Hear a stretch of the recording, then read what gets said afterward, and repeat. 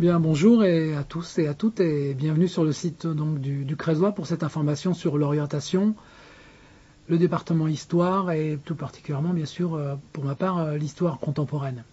Faire de l'histoire contemporaine, qu'est-ce que c'est? Qu'est-ce que ça signifie pour un étudiant, que ce soit en L1, en L2, en L3, puis par la suite bien sûr en master, sur le master océan Indien, société et culture, histoire et géographie. L'histoire contemporaine, cette période qui couvre globalement le 19e et le 20e siècle, est donc offerte ici en enseignement à l'Université de La Réunion. Pour les étudiants de L1, c'est davantage la période de la France, de la République, de la construction républicaine du 19e siècle, la colonisation, la France et l'époque coloniale, puis la période jusqu'à la guerre de 1914, puis dans un second temps, plus particulièrement l'entre-deux-guerres et l'histoire politique française, bien sûr la Seconde Guerre mondiale, et en E3, la période dite de l'histoire du temps présent, qui globalement va de la fin du régime de Vichy jusqu'au début des années 80, avec les études qui croisent à la fois l'histoire bien sûr nationale, le récit national, et l'étude de la Réunion et de l'océan Indien, car dans la part de cette histoire contemporaine, il y a une part forte, bien sûr, sur l'histoire, la connaissance de l'histoire de la Réunion, de Maurice, de Madagascar et globalement de l'océan Indien et des relations avec l'Afrique, avec l'Inde, dans l'espace indiano-océanique.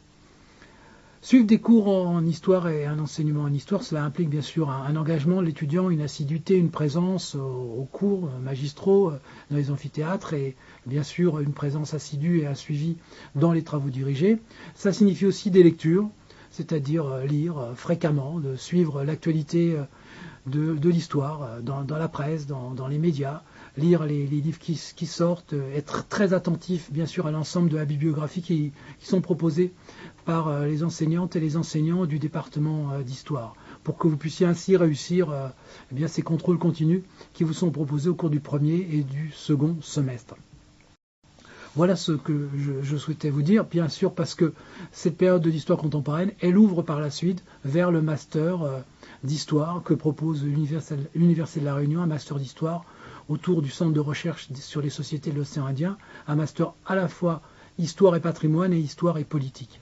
Voilà ce que ça signifie, vous le verrez bien sûr dès les premiers cours. N'hésitez pas à interroger vos enseignants, à participer, à être présent, à aller voir vos enseignants pour poser des questions. Il faut être persévérant, c'est aussi un gage de la réussite. À très bientôt.